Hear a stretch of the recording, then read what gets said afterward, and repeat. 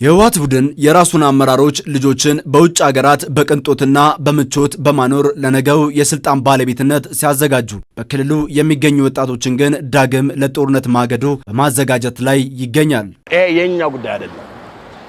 ደብረጽዮን ጨምሮ 17 ወይ 18 20 ሰዎች ሊኖር ይችላሉ እያመሱ ያሉ የራሳቸው ጀነራሎችን ያቋቋሙ የራሳቸው ጠባቂዎች ያላቸው ሰዎች አሉ አቃለው እነሱን በእኛ ፋንታ እነሱን እኛና ከኛ ጋር የሚያገናኝ ነገር የለም። ይሄን ያመጣው ይሄ የቤተሰብ የሆነ ስብስብ የቤተሰብ የሆነ ቡድን ነው።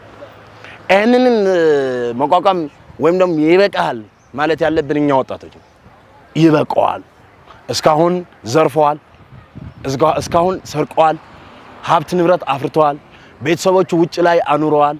አንድም የባለስልጣን የትግራይ ባለስልጣኖች አንድም ልጃቸው የለም እዛ። እኛ እየሞትን እኛ እየተሰቃየን ሰው ይበቃል ማለት አለብን። የትግራይ ወጣት ይበቃል ማለት አለበት። የኢትዮጵያ መንግስት ለሰላም ለንግግርና ለልማት በሩን ክፍት አድርጎ ቢቆይም የህወሓት ቡድን አሁንም ለሰላም ያለው ጥላቻና አሸባሪነት ለክልሉ ህዝብ የደህንነት ስጋት ሆኗል። መንግስት ጦርነት አውዳሚና ትርፍ የለሽ ነው ብሎ ያመነበት የሰላም ጥሪን በበጎነት ሲያቀርብ፣ የህወሓት አመራሮች ግን በተቃራኒው የጥፋት መንገድን መርጠዋል። ይህ ቡድን ለህዝብ ጥቅም ሳይሆን ለቡድኑ ስልጣን ሲል ከኢትዮጵያ ታሪካዊ ጠላቶች ጋር በማበር የሀገር ሉዓላዊነትና ደህንነትን ለመፈታተን እየሰራ መሆኑ በግልጽ እየታየ ነው። የመጥረቢያ ፖለቲካ ሰለባ ነው ትግራዋይና ኢትዮጵያውያን የሆኑት። መጥረቢያ ምንም ዓላማ የለውም። የእንጨቱን ዓላማ ይፈጽማል። እንጨቱ ሲያዘው ብቻ የእንጨቱን ፍላጎት የእንጨቱን ዓላማ ፈጻሚ እንጂ የራሱ ሐሳብ የራሱ ዓላማ የለውም። ለምሳሌ ግብጽ በግልጽ ለመናገር ሁሉ ነገር በርካሽ መፈጸም ነው የሚፈልጉትና አጋግለው እዚህ ውስጥ እንዲቀቀሉ ያደርጉና ኢትዮጵያ የምትተራመስበት አጀንዳ ኤርትራ ሴም ቲንግ ያደርጋል። የኢሳያስ መንግስት እነዚህ ሰዎች እንጂ ትግራይ ውስጥ የደረሰውን በልኩን ጥፋት የፈጸመው የኤርትራ መንግስት ነው። ሲስተማቲክ በሆነ መንገድ ትግራይን ማጥፋት አለብኝ፣ ህወሓት ነው ወደ ኋላ የመለሰኝ፣ ስለዚህ ትግራይን ወደ ኋላ መልሳታለሁ ብሎ የልማት ተቋማትን ደሊብሬትሊ ያፈረሰ ድርጅትና መንግስት ጋር ነው አብረው እየሰሩ ያሉት።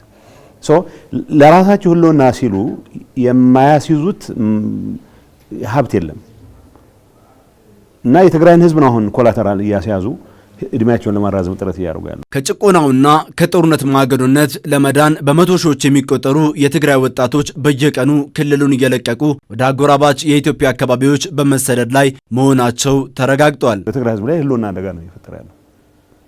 በአሁኑ ሰዓት የትግራይ ወጣት በግዳጅ መሰለፍ አልፈልግም የሚለው ህይወቱን ሪስክ እያደረገ ጥይት ተኮሰበትም ጭምር ወደ አፋር ወይ ሌሎች አካባቢዎች የሚገባበት ሁኔታ ነው። የትግራይ ህዝብ ቁጥር በእንደዚህ ሁኔታ ከቀጠለ አብዛኛው ስደተኛ የማይሆንበት ምክንያት ነው። አብዛኛው ተፈናቃይ ነው የሚሆነው።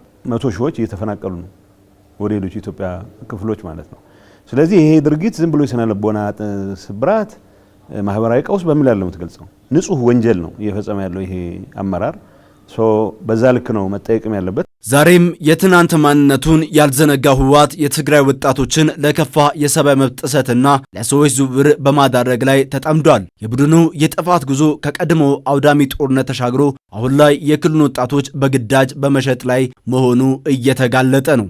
ከሁሉ የከፋው አሁን በርካታ የትግራይ ልጆች በጉልበት ታፍሰው ሱዳን ላለው ጦርነት ተሽጠዋል። በሱዳን ጦርነት ውስጥ የትግራይ ወጣቶች በማያውቁት ጉዳይ ህይወታቸውን እያጡ ይገኛሉ። ኢትዮጵያ ውስጥ ያለው ጉዳይ አልበቃ ብሎ ጉዳይ ወደ ሱዳን ተሸጋግሯል። በዚህም የተነሳ የትግራይ ልጆች አሁን ላይ በሰላም እየኖሩ ያሉት ከክልሉ ውጭ በመሆኑ የሀገራችን አካባቢዎች ነው። ዛሬ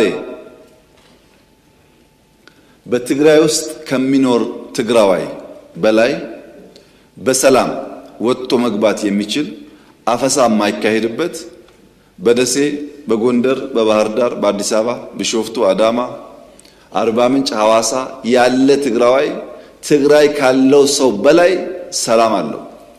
የትግራይ ህዝብ ከዚህ ጥፋት ቡድን ወጥቶ ከሌሎች ወገኖቹ ጋር በሰላም እንዲኖር የህወሓት ቡድን መሻቱና ፍላጎቱ አለመሆኑ ይነሳል።